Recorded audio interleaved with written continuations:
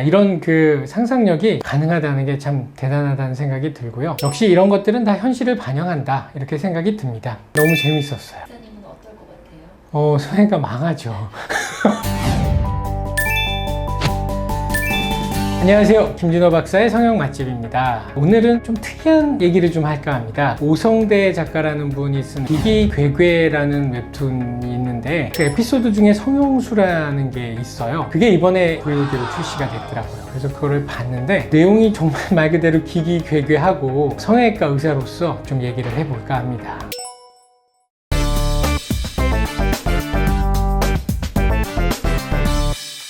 간단하게 줄거리를 좀 말씀을 드리면, 외모 때문에 고통받고 있었던 사람이 우연히 성형수라는 물을 이제 알게 되는데, 그 물에다가 자기 몸의 어떤 부분을 담그면 이게 막 만들 수가 있는 거예요. 그래서 이제 미인이 된다. 그런데 이제 그 과정에서 부작용이 나타나고 심리적으로 어떤 문제가 생기고, 그래서 이상한 일들을 겪게 되는 거 많은데, 성형수술을 진짜 간절히 바라는 사람들과 그 사람들이 심리적으로 어떤 과정을 겪고 그 부작용이 왜 나타나는지에 대한 것들은 잘 묘사가 돼 있다고 봐요.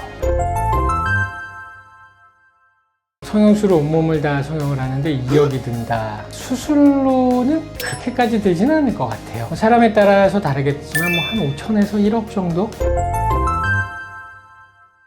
가장 인상적인 장면이, 성형수술을 딱 하고 나서 너무 예뻐져서 엄마 아빠도 깜짝 놀래고 본인도 너무 깜짝 놀래고, 그 다음에 이제 길을 갈 때 사람들이 자기 얼굴들을 막 바라보면서 막 수근수근하고 이런 그 장면들 있죠. 그런 장면들이 사실은 저는 가장 인상적이었어요. 특히 제가 겪은 환자분들 중에서도 그런 에피소드들을 저한테 얘기했었던 분들도 굉장히 많았었거든요. 그 장면은 영화도 있었죠. 미녀는 괴로워. 얼굴이 완전히 이뻐진 다음에 돌아다니면서 발랄하게 뛰어다니는 그런 장면들이 있었잖아요. 그런 심리적인 변화들, 타인들의 반응에서 느꼈던 행복감들, 그런 것들은 저는 사실은 환자분들한테서 많이 봤기 때문에 굉장히 인상적이었던 첫 번째 장면이었었던 것 같아요. 그리고 두 번째로 굉장히 인상적이었던 장면은, 주인공이 성형수에 들어가서 원래 20분 안에 나와야 되는데 깜빡 잠이 들어서 시간 내에 못 나오고 얼굴과 몸이 다 녹아서 정말 기괴한 모습이 돼서 나오는 장면이었는데, 물론 똑같지는 않지만 성형 중독이 돼서 그냥 못생겼다, 추하다 이런 게 아니라 비정상적인 얼굴과 외모와 그 몸의 형태를 갖게 되는 분들이 가끔 있는데, 그런 것과 오버랩이 돼서 충격적이었던 장면이었던 것 같아요.